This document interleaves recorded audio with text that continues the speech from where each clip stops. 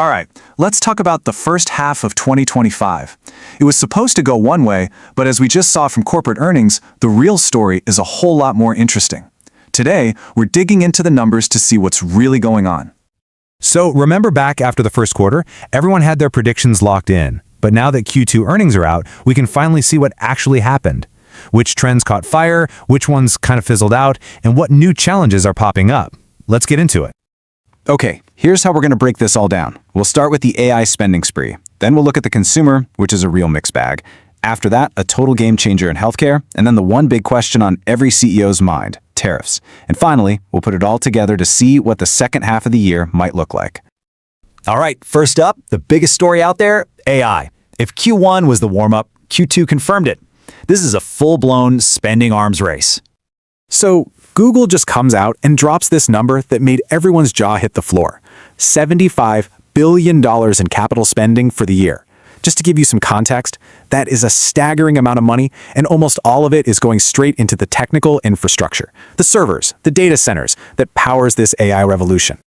And you know, it's not just Google. Microsoft is right there with them, spending over $30 billion on their own AI infrastructure in just one quarter. They're calling it a response to strong demand signals, which is really just corporate speak for, we literally can't build this stuff fast enough. And all that spending creates a huge bottleneck on the supply side. This quote from the CEO of TSMC, the company that makes the most advanced chips in the world, says it all. They can't keep up.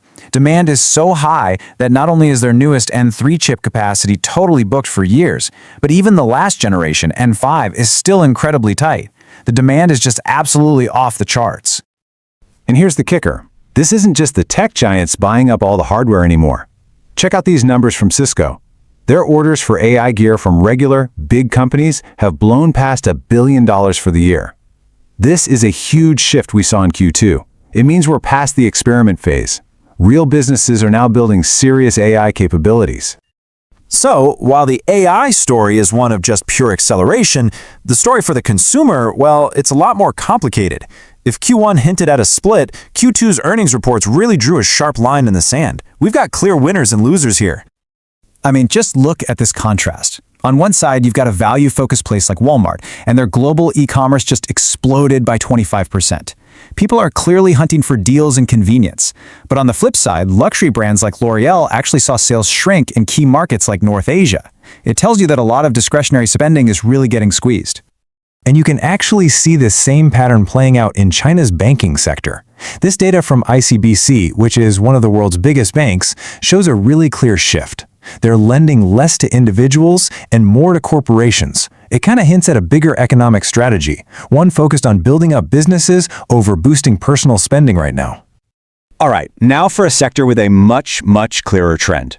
If there was one story from Q1 that just went into overdrive in Q2, it's this one, the GLP-1 drug juggernaut.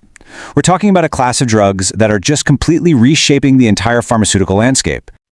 The numbers here are just wild. Look at Novo Nordisk. Their overall obesity care sales shot up 47% in a year. And check out the shift. Sales of their new drug, Wegovy, jumped 64%, while their older drug just plummeted. The entire market is sprinting towards the newest, most effective treatments at an incredible speed. And it's not a one-company show. Not at all. Their main rival, Eli Lilly, is riding the exact same wave. A 38% jump in revenue year over year. For a massive company like that, that kind of growth is it's almost unheard of. And it's all because of their GLP-1 drugs. This isn't just a hit product, it's a whole new paradigm for the industry. Okay, but there's this one big cloud hanging over all these other trends. It's something that just kept coming up over and over again on earnings calls. If it was a small worry in Q1, by mid-year it became the #1 source of anxiety for pretty much everyone. Tariffs. This quote from Amazon's leadership really sums up what we heard across the board.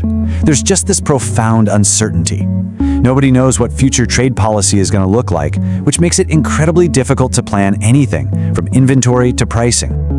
Then you have companies like L'Oreal, who are taking a different approach. They aren't waiting around. They're convinced the impact is coming and it's going to get worse. So their whole strategy is about figuring out how to absorb those costs themselves. They're basically bracing for a financial hit. And for a company like the drug maker AbbVie, this is a really critical point. For them, just hiking up prices to pass the costs on to customers, they're saying that's just not an option. It's not viable. So that forces them to find the money somewhere else, likely by squeezing their own operations. So what happens when you put all this together? You've got these incredibly powerful but kind of conflicting forces at work. What does that tell us about the second half of the year? Well, a few key things really stand out. So here it is, the big picture after the first 6 months. You've got this AI gold rush, with tech spending billions, limited only by the physical supply of chips. At the same time, the average consumer is getting more cautious, choosing value over luxury. And then you have this massive tariff wildcard just waiting to disrupt supply chains and drive up costs for everybody. And all that leaves us with one final, huge question as we look ahead. You've got two massive, opposing forces, a powerful technological tailwind from AI pushing everything forward, and a significant economic headwind from tariffs threatening to slow everything down. So which one is going to win? Will the AI boom be strong enough to power through the drag? That is the story to watch for the rest of 2025.